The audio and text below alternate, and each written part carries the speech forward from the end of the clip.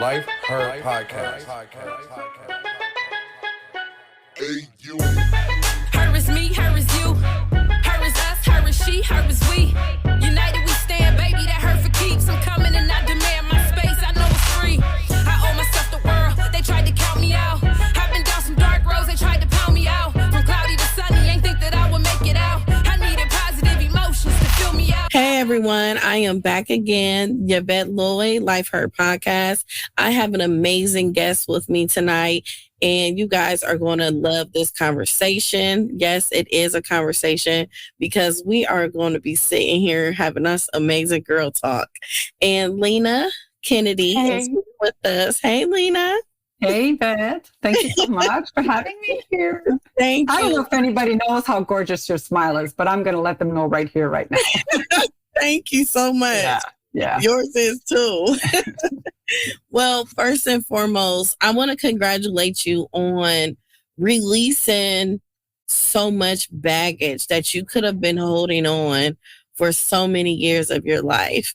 So I do want to congratulate you on that because that takes a huge responsibility for you to do something such like that. Yeah, thank you. And I wish everybody would take these words from you right now, because I don't know why people hang on to things that don't do them well, not to their health, not to their wealth, not to their spirituality. You know, why would you hang on? Yes. You know, what is a reason that you feel like people do hang on to things? Fear of change, fear of the unknown. And I fear more not knowing what could be than knowing where I am. See, but that's why we're here chatting, girl. That's why. Oh, you know, it's so crazy. My mom used to get so mad at me when I was a young girl. Once I hit 18, I started driving. So I was traveling, going everywhere. I didn't have no kids. I was living my best life. My mom said, like, you're dangerous. You're always doing this and that. But I was doing things that I was afraid of doing because I saw everyone surrounding me not taking that leap of faith on something that they like. So I just always been a different child, as she say. The black sheep of the family is what I get called. Yes, ma'am. Yes. So you know, the one that stands out. Not because we want to stand out, just we stand out because we are who we are. That's it.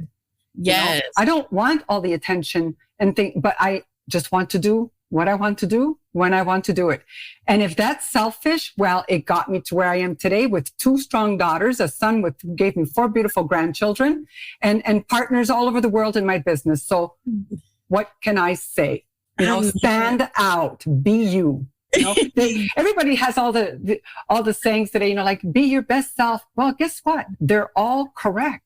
They're all exactly what we should do. If you want, you can. Change your mind, change your situation. You know, the old one, if you don't mind it, it doesn't matter. So mind your thoughts carefully. Guys, you got to think about that one for a minute, because it's really our entity. If you don't mind it, you know, they say, if you want to manifest something, if you want something to happen, manifest it. Like sit there, think it, feel it, taste it.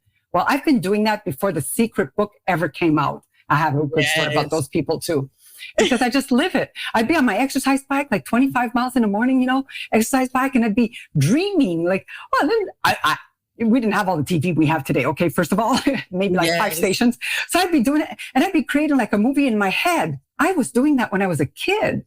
So I believe in manifestation, if you want to call it that, you know, just feel it, see it, feel it, taste it. So, and don't be afraid. Just, I don't know. It's so easy. I wish I could just tell people it's really not difficult. Oh my God, yes. Yes. So with you being where you at today, we're going to get to that. So tell me a little bit more about your upbringing, who you were before you became this amazing, successful woman today. Okay. Well, that's an interesting way of putting it. So I came from a very, very poor family, alcoholic father, sexually abused. I have a lot of stories in my book about things like that. Not sensationalized though. One thing about my book is I don't sensationalize where I think people will really like reading that. No, the story is just told in a very pragmatic, true, heartfelt way. But I did grow up on the wrong side of the tracks. We called it in my hometown, small, very industrial, factory worker hometown. And we were on the wrong side of the tracks for real, literally. There were tracks. I still had a lot of good friends, but being on the wrong side of the track, a lot of the families, the parents really didn't want me to hang out, like don't hang out, Lina is. But I never let that bother me because I always, like, even when I would ride my bike down the streets as a child, and I always wanted to peek inside the homes, when the curtains were open. And I didn't want to look at the people. I just wanted to see what their house situation was like and so on. And then I always felt, and I swear to God, I still feel that way today, I never wanted that white picket fence. I thought it was so restrictive. I wanted the world to be my backyard. Wow. And I made it my backyard, like literally. I've lived everywhere and I still travel everywhere. And when I say I have partners, more like I have friends that are my partners, my partners became friends everywhere. So the world is my backyard. So I don't see limitations. I don't put limitations on myself. There's so much to share. Like we could sit here and talk all night long. I have so many stories. Wow. So even back then when your father was an alcoholic, what was the mindset you had as a child? Because it's very traumatizing. And then as you grow up, you may be on pins and needles, don't want to date a guy that's maybe an alcoholic, or you deal with certain things that you just void. So how did you find time to think about things as a child and as you grow up healing from it? So my father joined AA when I was 11. I remember because we moved into, finally, my parents bought a house on the other side of the tracks, on the wrong side. But still, they bought a house. It was the first house we owned, right? We were 4 children, 3 brothers I have, and we always slept in 1 bedroom. And that's all they could afford, right? Really tiny, tiny apartments. But anyway, I remember like, wow, we're moving into a house, and I don't know, Dad joined this Alcoholics Anonymous thing and didn't really quite understand it back then. But out of everyone in my family, I supported my mother, supporting my father. Okay. And so at the age of 11, I would go on Sundays, I would go to the AA meetings. Of course, my father was going every night. What a triumph for him, though. He never, ever went back. And he became, just a sidestep from it, he became our city, like somebody really well recognized in the AA family as somebody who was always there for anyone who needed a hand. He became that person, right? And then he quit smoking, and then he quit Pepsi, because it was always one addiction after another, right? But not as damaging to us as the alcohol was. So from supporting him in the AA every Sunday, this was the greatest gift to me, so there's a reason all these things happen on our journey. And if you have your eyes open and you understand that, you start to be able to appreciate everything, give gratitude for everything, because you don't know exactly where it's going to lead you, but it's always for a good reason. So the AA factor, I loved it so much. It showed me that anybody can fall from grace, really. There were like doctors and lawyers and priests and all kinds of people. I listened to their stories. I'm a child in there listening to these men and women open up and talk about their traumas, their trials and tribulations, and how they overcame and how much they lost, like how many of them lost their families and lost their jobs or lost their business, or wow. And so I think that really opened my eyes to anything can happen to anyone, and money is not all that. Yeah. I like money. I love money. I enjoy with the freedom money and the things I could do with it and help others, and I donate and do all the wonderful things that we should do if we're blessed with finances, right? And back then it just showed me that it's not about the money. It's about the integrity of every person. Mm-hmm. And when I listened to these stories, it gave me strength.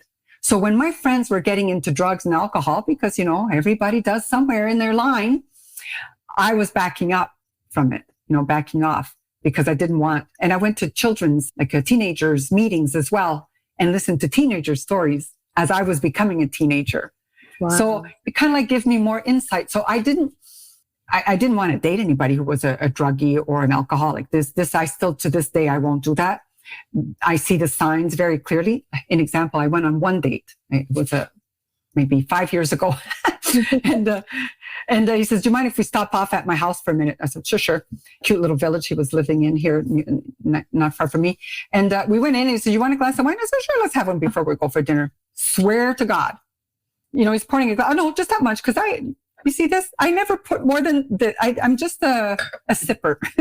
Right. And he poured a drinking glass full. I went in my mind, yeah, that'll be the last time you ever see me, buddy. Oh, wow. He didn't get drunk on it, but if you can guzzle pour a glass of wine, a water glass full, and drink that, like your beer, your liver is gone. Your bladder's gonna die. I'm not into that. But anyway, it didn't stop me from meeting gentlemen that I've enjoyed in my life. I was married a very short period, 6 years out of my whole life, but much more careful. I don't have the big tolerance for men. Like nobody can pull the wool over my eyes. I just see it so fast, so clear, but I'm okay by myself. I am literally one of those people who's quite content. I have a full, beautiful life. I have wonderful children, wonderful grandchildren. I don't know that I'll ever retire. I already know what I will do once I retire. So I started a nonprofit organization for after. Wow. Which I'm sorry. I'm Lina talk a lot. I should have warned you. No. You are fine. You are fine. Good Lord. So even like after the fact of your dad and you grew up. So I saw that you were in a bad car accident and that you got on your knees and started praying and crying, and you saw it on TV, and it motivated you for and here I am today. Yes, because of that big prayer. It was a really bad car accident. I was laid up in a hospital for about 3 weeks, and then it was either I have surgery, they gave me a choice, or I stay in bed until my kidneys heal and the spleen and so on. And I vouched for, I promised I would stay in bed. So they sent me home. I got scared because, you're still peeing in a potty on a bed. My hair was it had been like 4 weeks. My hair was so mad. You can see me. I know your viewers can't see me, but my hair is super curly. This is blow dried. And it was like blonde Diana Ross hair. And all that got so matted for 4 weeks being in bed. Thank God a good hairstylist friend of mine came over and did what he can we just cut it off. That's what we did. But anyway, I was really afraid because I couldn't go to work, and I was raising my son by myself. He was like 7 years old at the time. I cried myself to sleep. I couldn't even do my translation work because I just couldn't sit up. I couldn't, there was just no energy. You're on drugs and everything, to heal and help you with the pain. So I literally fell asleep crying, as God is my witness, fell asleep crying and begging for an answer. Will I be okay? Will I heal? What's going to happen? How am I going to make money? And, to take care of my bills and raise my son. And I fell asleep crying. I woke up the next morning, like really crusty eyes. And I took the remote control. Thank God we were at least at the point where we had a remote control, because I could never walk to the TV. and I was sleeping in the living room on a sofa bed. And anyway, turned the TV on. I did one click. So it came on and I did one click and I saw a yellow caption. It said, Women Inventors. I'm like, oh, what's this? Right. And it was really cute because they had Miss Vicky chips. Do you know about Miss Vicky chips? They were the first kettle cooked chips, Anyway, she had a great story where no banker, and I won't go into her story, but she's a success now. She went against everybody. All the bankers who told her, forget it. She went against everybody and made it. And then I saw what I am now. I saw somebody doing hair removal with sugar. And that was the original it was called Alexandria Body Sugaring Inc. I'm watching this and I'm going, what? What's this? Oh, interesting. But I'm looking at, okay. Because I would not wax. I would never get waxed. I was not into pain. I was a shaver. I was not into pain. I had some friends who would like do a little doobie and go for waxing. I said, what are you guys crazy? Just shave. That was me. The program ended. This is what I love about my angels. The program ended. And I'm like, what was the name? I don't remember anything. Right. I just remembered it was in Toronto. So I called 411. I don't know if we have 411 today, but we had it back in literally 411. And the woman at 411, how can I help you? I said, oh my God, I just saw something on TV and I don't want you to hang up on me. Please tell me you're not going to. And I was crying, I got to find it. Madame, it's okay. Relax. It's okay. I'm here for you. 15 minutes it took. I said, well, it had to do with hair removal and it was using sugar. There's somewhere in Toronto. And she's looking and looking and she saw the word sugaring. She said, well, there's something here called Alexandria Body Shop. I said, I think that's it. Oh, well, they're located right here. I go, oh my God, I used to live right around the corner. I know exactly where they are. So I got the number. I thanked her, but I wish I would have taken her name because I would just do something really special for her now. But maybe one day, 6 degrees of separation, somebody will read my book and say, hey, you used to work for 411. And that was me. You never know what the magic can happen. Yes. So right. So the rest is history. I called them. And the woman hadn't returned yet to the office. So I spoke to her receptionist and I said, please let them know that I have an idea that will make us a lot of money. Just let them know that I think could be a very, very big thing. The gentleman called me and he said, can you come down for a meeting? I said, sure. No, I'm not supposed to be out of bed. Oh, yeah. All right. How about this was like a Monday, Tuesday, whatever. And it was Thursday, Friday, whatever it was. And I'm like, yeah, no problem. Now I have no car. I'm not allowed out of bed. So I rent a car and I strap myself all the way down, my whole torso, because the pain, every bone was either fractured or broken. It was really horrendous accident. And I took some pain pills and off I drove for an hour and a half to Toronto to this meeting. Oh, wow. Got to the meeting. I asked a friend of mine from Toronto to meet me there. She does waxing herself. And she's like the most brutally, without any couth, honest person I know. That's what I needed because I know nothing about hair removal. So she came with me and they did my thigh. And I cursed. I said, are you crazy? I can't do this. This freaking really hurts. Now I know why my thigh hair hurt. It was more like vellus. I won't go into that, but now I know why. So my friend said, I said to her, what? Her name was Franca. I said, Franca, what's the worst part you get waxed on your body? The bikini? She goes, no, my upper lip is the worst. Okay, do her upper lip. I'm a good friend, right? I said to her, do her upper lip. She did her upper lip. And I'm like, my God, you're so red.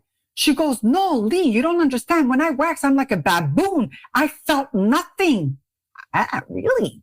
She goes, no, really? I go, she said it like this, so you can bleep it or whatever. She goes, Lee. I don't know if you can shorten my name anymore, but she did. Lee, you gotta fucking do this. I swear to God, that was 1991. I have never looked back since. And the journey has been the most frightening roller coaster ride. And then other times where you're like, you can put your arms out and go, woohoo, I can do this.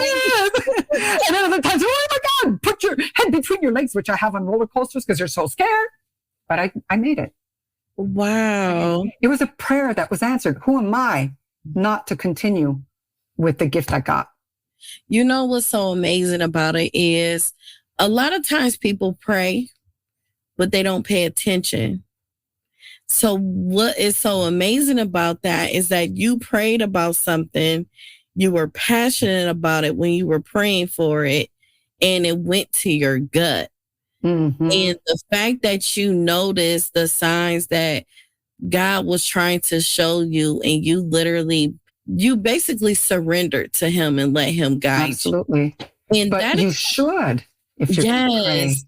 And that's so hard for people to do because of the different situations that they be in their personal life, and they don't understand about that surrender into him for you to be able to receive those blessings and see the blessings like literally right in front of your face. And then we just don't notice it. And I'm so happy that you took that and you literally ran with it. And now you have a multi-million-dollar company. Yes. And it doesn't take me long to accept what comes anymore. Like I've become, that comes with experience and understanding, knock, knock, open the door. don't shut it. You know, it's nothing. Take it. Yeah. Yeah. Yes, that is so amazing. So when was that first step? Because I know you used your settlement to basically just have a kickoff with your company. What was that first moment when you was making your first sale? Oh my God. So that was such a small settlement, by the way. It's like, talk about a gift, because in January 1991 in Ontario, Canada, we called it the black zone of insurance.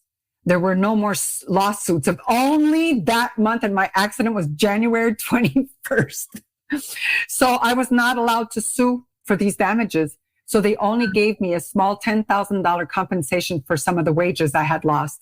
Right. Wow. So it was a sad situation for me, but I was gifted something more that, you know, I was able to run with. But the first year in my business, I did so well for myself. I worked many hours, I worked 7 days a week, you know, early morning till late night. And then I was training people. So I think my first year, it's the most money I ever made in my life. I cleared $100,000. That's 32 years ago. But I hustled. But that shows you, I believed in this product so much. It was not what it is today. It was because I ended up buying out the company so I joined in 1991 as a distributor. Okay. Right? I bought my first territory and then I bought a second one. And then they tried to take everything back from me. The story tells you everything in the book. I'm very, very candid because I was the only distributor they had that was actually very successful. So they wanted the money for themselves. And I fought them tooth and nail. I bet you did. It all paid off. And then a week after I dropped my first daughter, a week after I had her, I gave birth to her, I received a call from the owner, one of the owners, and says, Lina, why didn't you give us like a proposal? And I said, proposal? He goes, yeah, we asked all our Canadian distributors to give us a proposal to buy out the, you know, international. It wasn't very international. It's mostly like maybe a couple of places in the States and some Canada. The sales were very low, very, very low. That I can see why they wanted my distribution. I said, I didn't know. I was the only person who hadn't received it. So he told me what they're looking for and I sent it overnight. I worked all night and I sent it overnight, couriered so that they would receive it incognito. And they liked my proposal. And they accepted and said, could you tell us who you are? I'm like, hey, it's me, Lina. And I found out when everybody found out it was me, almost everyone said, okay, if anyone's going to be able to take this company somewhere, it's going to be Lina. Wow. So that was good. And then the following year, 1 week after I gave birth to my second daughter, I took over manufacturing. That's when I canned all the products. I reformulated everything. Now we're like vegan, gluten-free. We're really, really a very pristine manufacturer, really. Wow. So it's a long learning. You know, a lot of people, you know, you started in 1991. So what difference do you see from back then from now? Because like everyone is starting a business. Everyone is into manufacturing. Everyone is just doing something right now. So what do you see as far as the difference of the marketing and everything? So wow, the game has really changed for sure. I can't say that it's better or worse. It's just different that we have to get acclimated with and go with it. The only thing I want to say is, and I have my two daughters, they're 27 and 28. My son's 43. It's like two different worlds.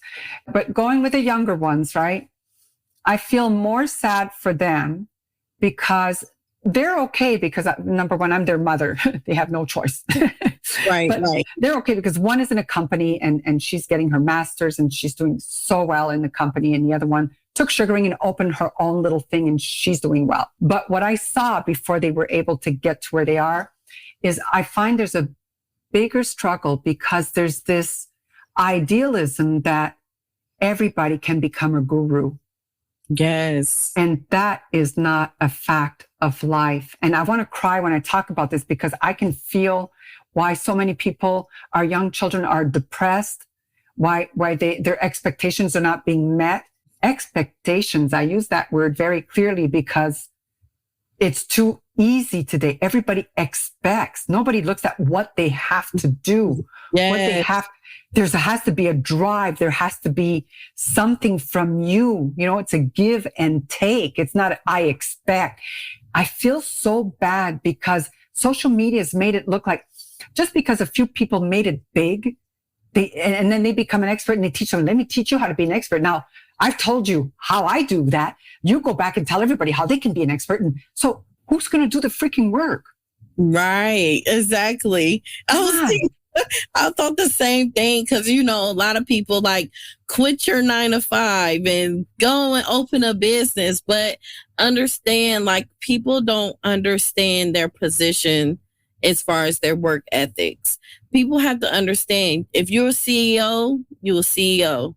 If you're a president of a company, you're a president. If you're a treasurer, you're a treasurer. If you're a worker, that's what you're good at working, you're a worker. And a lot of times people get mixed up in it and think they could do that person's position and take over the things that they are doing, not knowing all the weight that you carry, the things you oversee as far as running the company, dealing with multiple personalities, dealing with taxes, dealing with payroll, just a lot. There's just so much. And that's just it. So even if they have I don't know how many stories you've read lately, like, you know, they think they're great influencers and then they're getting depressed and they, you know, and then they'll tell their followers, you know, I'm stepping back because I need to get my life back. And there's no balance. Yeah. You know, and I applaud anyone who wants to do their own business, but research first, do your research and know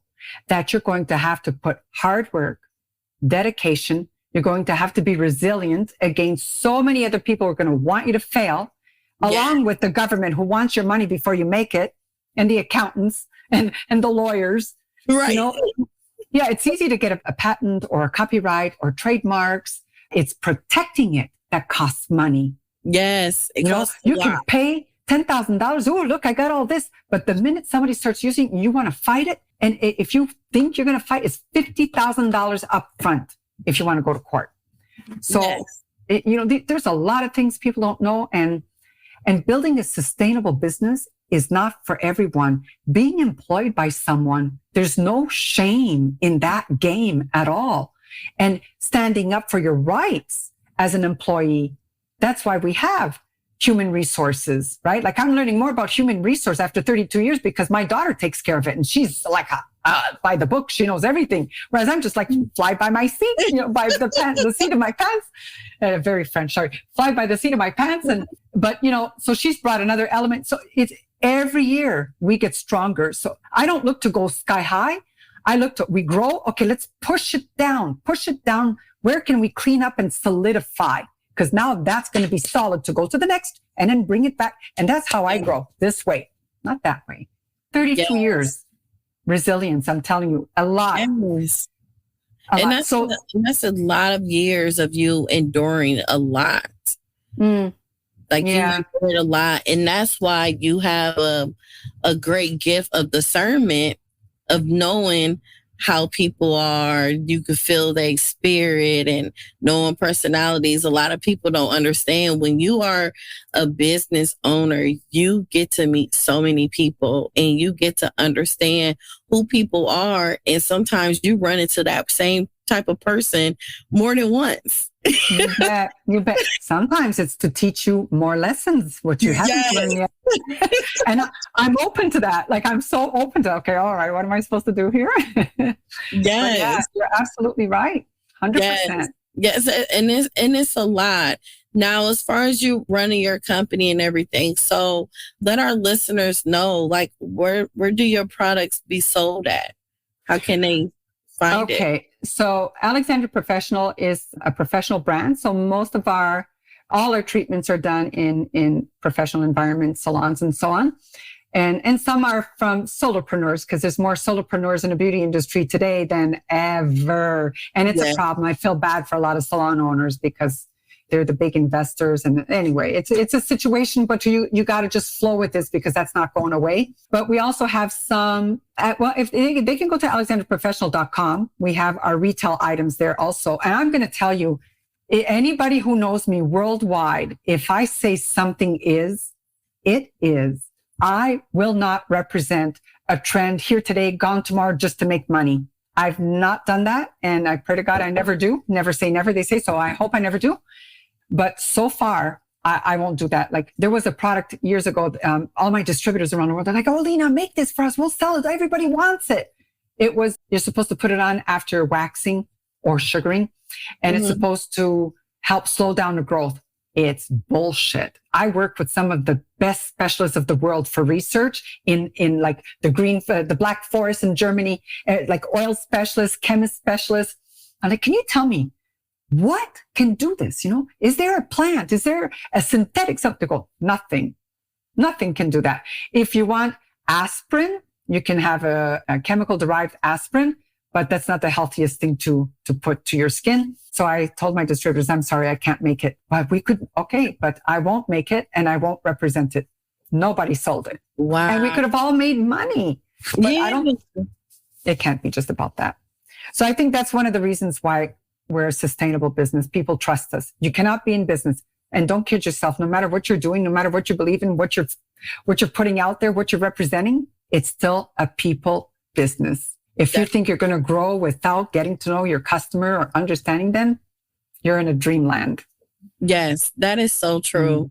Even with you like growing your company and everything, how is it being a woman dealing with so many men? That's well, the table. So know your strengths is what I tell you. Know your strengths. But my daughter always laughs at me because I always get I'm learning about all the different genders today, like the names. In my time, it was just male, female, gay. That was it. Male, female, or you're gay, whether you're a woman or a man. So I would always say, just don't say that. I would say, I always consider myself asexual. I still don't know what the real meaning is. But in my mind, asexual was when I'm doing business with anyone, a man or a woman, I'm never intimidated. I'll tell you why after. Remind me. Okay. Say Phil Donahue to me, and then I'll tell you. Okay. So I would always I would always be in a mindset of pure discussion. My energy was right on, spot on, and I would have the discussion. I never looked at myself as a man or a woman. So, you know, you don't see me like this, but I'm usually, well groomed, if you will, like a nice suit or, whatever, and little makeup on, not a lot. And so I'm always very presentable is what I should say. But I never think of myself as unattractive or attractive, female or male. Only I'm me, and I need to communicate. And only the energy will help the words be better communicated. And so that's my focus. So I've never really encountered arrogant men, but I've never had trouble putting them in their place, because the only time they win is if you get intimidated. And I'm not intimidatable, because I believe everyone is no better or no worse than I am. Yes, true. So That it's is true. I don't have any bad story. I can tell you stories about, people trying to pick me up, not physically, but, like pickup lines as we're trying to do business, it's, I like that ring on your hand. Can you please make sure you say hi to your wife for me? And I always make it funny or something funny, but like with a smile, and let's go on, so that they know I'm not offended, because It was a different time for me. Like I wasn't offended because I'd be, at least he thinks I'm attractive. Okay, but let's not cross that line, because the line's very clear. So I never made it trouble for me. Like I didn't have to cry and scream, sexual harassment. And I was sexually abused. I get it. I know what this shit is all about. But I also know sometimes we go too far right or too far left. And there is no in between. Sexual abuse, physical abuse is 100% wrong. So don't get my words wrong here. But in the realm of working, sometimes a little flirtation, but that art is gone. I'm sorry. that art is gone. But, before you might say, I don't know. It's like all that fun is gone. It was really harmless. There was a time, there are bad people in the world, and we just took it so far. I probably got off track here. I'm sorry. No, you're good. You're good. How were you able to pick your battles? Oh, so the best advice I ever got in business, okay, my business battles, the best advice I ever got, and it was from a lawyer, and they make money from me, right? They said, well, Lina, let me ask you this. If you spend this kind of money to stop that person, what will you gain from it? But if you spend that money on a marketing program or something for sales, what will you gain from it? I'm like, okay, Wow. I'm gonna let this one go. And this is where what this taught me is that not everything is always so pressing today. Because my nickname, everybody in my company knows, even my vendors know, my suppliers, I'm the yesterday girl. If I'm calling, you should have sent something to me yesterday. So you better get ready to get it to me today. Right. So, but I learned that not everything is a hot moment, that it's okay to give time to time. And sometimes when somebody does something wrong to you, it's better. You know, there's an expression, I'm sure you've heard it. Revenge is best served cold. I don't like revenge though. But that, you know, there is that expression, revenge is best served cold. That just tells me, let everything go cold. So I may do something later, which is coming up, by the way, in another couple of years. Okay. But it's not in a vengeful way. It's to make things right and to show everybody who's trusted me that I was going to repair whatever damages somebody else did. And, and it's coming. Patience. You know what I've learned by being a business owner and being successful?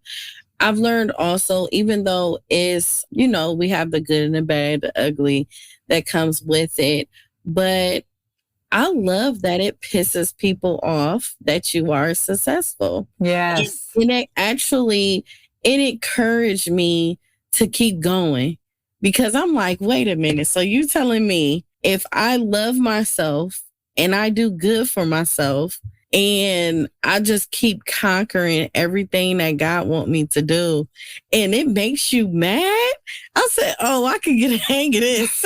I was like, oh, I'm going to love this. I'm just going to keep going and keep going. Little juice, a little fuel injection. Yeah, I get it. Absolutely. Yeah. And I'm going to tell you that the closer the people are to you geographically, the less they want you to succeed. It's the oddest thing. Yes. I accept it wholeheartedly now. And I just go along and do what I have to do. But I'm still a little bit stunned that this is a reality of life. I don't understand that mentality. I don't understand it either. And that's why I limit my conversations to certain people with certain things. And I don't learn. I don't. You can trust. Yes. Yeah, where you can lay your head a little bit, you know, and kind of like just lean in. You learn. Yes, because like safe place. It's like the closer they get, the more they critique and pay attention to every little thing that you do. Mm-hmm. And it creates a bottle up of jealousy, hatred, and they will try to use different things against you just to make you feel terrible. It's like it'll be an accomplishment for them, you know? So that is not a battle, and you're doing the right thing, because that's not a battle you should even think of. That would be lowering the person you are, your self-esteem, your spirit, your everything. And I don't have time for that either. Yes. I need my good energy to do other good things. Yes, and people don't understand that, because when you reach a certain level, you have zero tolerance. It's like to a point you will cut ties with someone so fast just to protect your peace. Mm-hmm. And it's no hard feelings or anything. You could still love them from a distance. It could be family or a close friend. Yes, exactly. You've dealt with so much and you have so much going on. It's just your peace means everything, because you just don't want to deal with the shit. You just don't. That's exactly right, Yvette. Spot on. Have you ever forgiven someone for doing bad things? Yes. To yourself? Yes. You know, at first I had trouble with forgiving until I figured out how much a blessing is over forgiving. And it's like every time you forgive and let go, it's like you forgot all about it and you get so many blessings moving forward. And it's like the greatest feeling. I'm like, oh, this is how this works. Okay. And you will forget all about what the person done to you and everything. Even if you see them in person, I will say, hey, how you doing? Like nothing ever happened. Yes. It is the most liberating. If I can help more people understand this before my time is up here, my job will be done, because it is the most liberating feeling in the world. And you also said something that is also spot on. Let go. Let go. Yes. Why hang on to thoughts that are not healthy, to situations that, were harmful? Why keep all this noise in your head taking over the space that you need to create with? Yes, you will good be stuff from it. Yeah. Yeah. I love it though. I do. To me, it's the best. People say, how can you, my story. So if anybody who reads the book will feel like there's a rhyme going through the book. I let go. I refuse to be stuck anywhere. I let go and I forgive. These are three things that are very important. I have no use for trying to remember all the bad things that happened to me. That's why the book was hard to write. I had to go there on all levels. So it was very challenging emotionally. But then I would realize once it's out, it's gone for me again, Right. But letting go and forgiving is the best thing anybody can do. People say, how could you forgive your father? Well, because he became a better person. And because of what happened to me, I'm able to help others now. I'm not that little child anymore. Like I'm a grown woman. It's like a dream. When you walk away from your past is really just like a dream. You wake up, you had a bad dream, but you can let it go because it was only a dream. It's not there anymore. Just like your past is not there anymore. It's no longer real. So change your mind, change your situation, right? Yes. Mind your thoughts. Yes, that is so true. A lot of people don't understand. Even when you forgive, you don't necessarily have to tell that person, I forgive you. You just have to forgive yourself on how you feel and what they've done and everything. And they will have to live with that, not you. It's That's right. Like you holding on to something of someone else's problems all your life that you had no control over. That's when right. You could actually, if you let it go, let God and let them be, you will be able to move forward in life at ease. And certain people just won't understand it. And it's okay.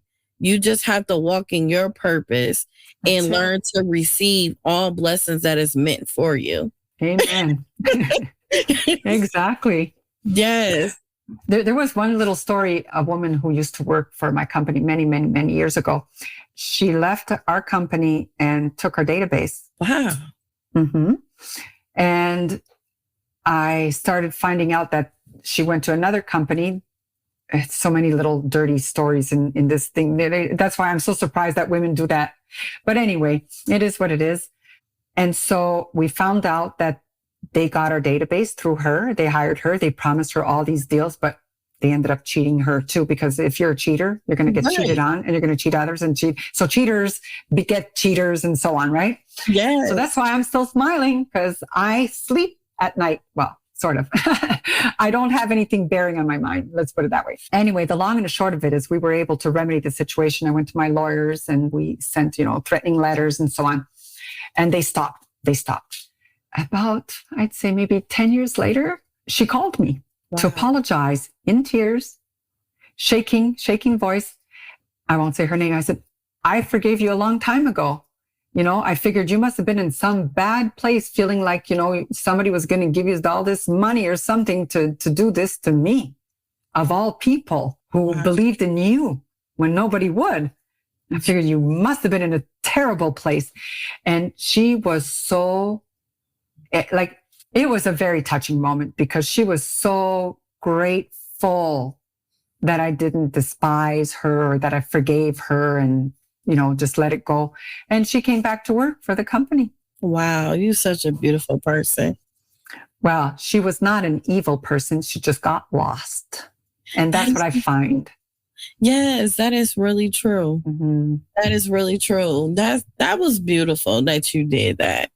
And that also comes with the resilience that you have too, and just having the strength to also just even trust her back into your company. That is amazing. Yeah, well, I think I could feel her. There was no way she was ever going to try to do something to harm me or us, or her apology was really deeply sincere. And that's only one of many. So I feel like God has blessed me, forgive, let go, move on. That's a beautiful choice we have every day in life, right? There's not a morning I don't wake up and say my mantra, I am a spiritual being having a wonderful physical experience. I have no idea what that day is going to bring me, but I am very grateful for the joy, abundance, and love that finds me today. Wow. I'm open. I receive. I'm ready. Because if you're not open, you won't receive. And if you receive and you're not ready, it's a knock, knock. Let's close that door up again. That will not be me, not in this lifetime. Wow. Usually, we see a lot when people hit a millionaire status. What do you do for yourself as far as self-care? Because a lot of times people, when we elevate, it gets lonely. It gets lonely. We still got to find ways to continue to love ourselves and not have these suicidal thoughts, because we see it a lot. A lot of times people reach a certain status and they still aren't happy. So how do you continue on and have such a beautiful spirit still that you have, even though you've been through a lot and you're still in business today? Well, first, you said something that I hope people realize, that it's not the money that's going to make you happy. So you reach a success and you're still not happy. You weren't happy to begin with. You got to find your core self. If you love yourself today, you'll love yourself as you grow financially, because as you grow, you're helping others. Like my staff, they get paid well, and I know I'm helping their family. So everything you do, it's just a full circle. So you can't help but to remain somewhat happy with yourself, with your life, and so on. But for self-care, I'm a massage junkie, but it's hard to find somebody who really knows. So I do take care. I do like hard tuina. It's a very old Chinese body treatment. I do things for my health care. I've had my hips pulled out 3 times in my life so that I can pull the ligaments so that I don't grow old, like crunching, because that's what happens. You shrink, right? I'm still 5'4". My daughter's like, no, you're not. I said to my doctor, can you put it on a piece of paper? I'm still 5'4".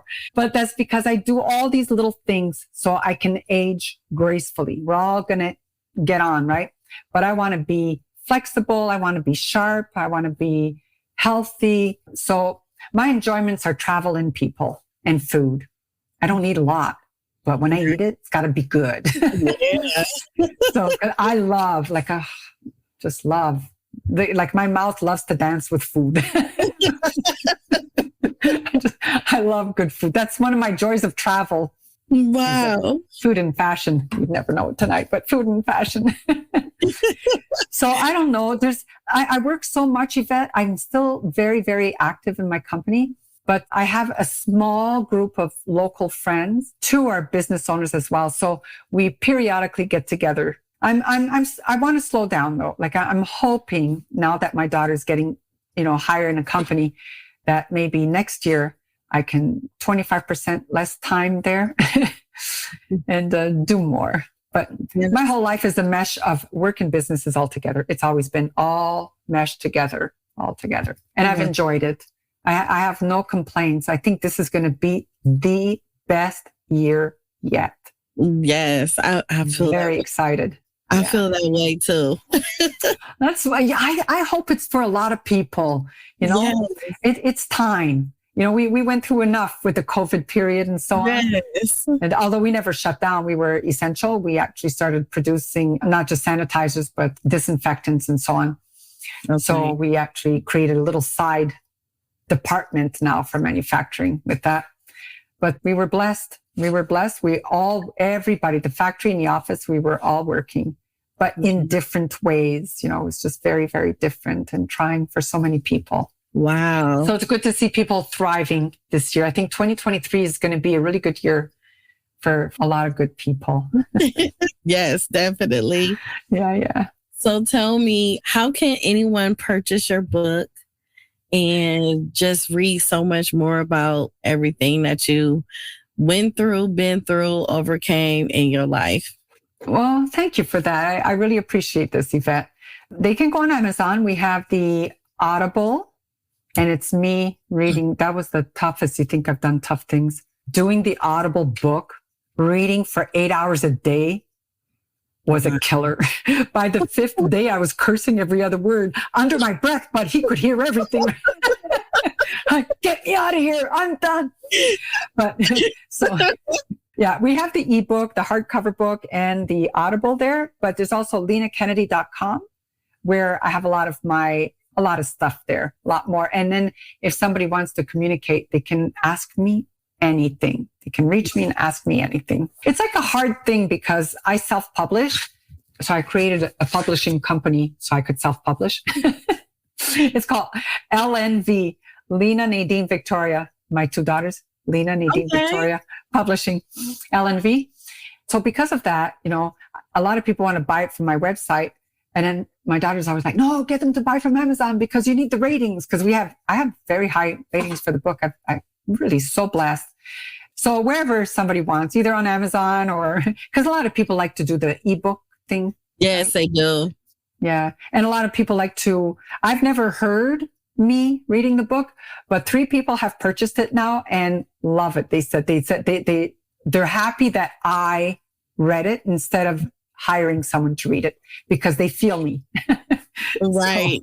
So, well, the Sugar Queen has great ratings. I can't wait I like audio. I'm an audio person. Well, you'll have to tell me how you like that, Yvette. Really. Yes. I will not listen to it. Yes, because I'm always in my car doing something or walking around. So I am definitely going to purchase the audio version of it so I can hear so much more. I know you kept it at a pace here, and I hope that everyone gains so much information from you and it helped them with their personal lives and their personal career. It takes a lot being a business owner, and just seeing you smile and still be in good spirits and everything is such a blessing. And I personally want to tell you, I am extremely proud of you. Oh, thank you so much, Yvette. And I am of you for doing what you're doing because we need this. Everybody needs to hear a good chat, to know that they're not the only ones. And it's only through communication that, people will get their aha moments and realize that, somebody else is going through this, or they went through it. They went through it. That's the magic words there. They went through it. Yes. Done. Let it go. Move on. Tell them, Lina. Seriously. But it a lot of times when I have these conversations, it feels good to me that I don't feel alone. See? Sometimes when I'm dealing with things, I have 2 other companies and I go through and been through a lot, but hearing other people and we can actually have a relatable conversation, it's like a relief. And I'm like, oh man, yes, I'm going in the right direction. I feel good. But your heart is right there, honey. It's like, there it is. I love it. I love you. You're a good soul. Thank you for having me here. Thank you. Thank you too. I really appreciate you. Likewise. Thank you, everyone, for tuning in to Life Her Podcast, where we help heal women all over the world. Don't forget to follow us on Instagram and Facebook, Life Her Podcast, and check out our YouTube page as well. And make sure you subscribe. You can also look onto our website and you can purchase merchandise and listen to the podcast episodes.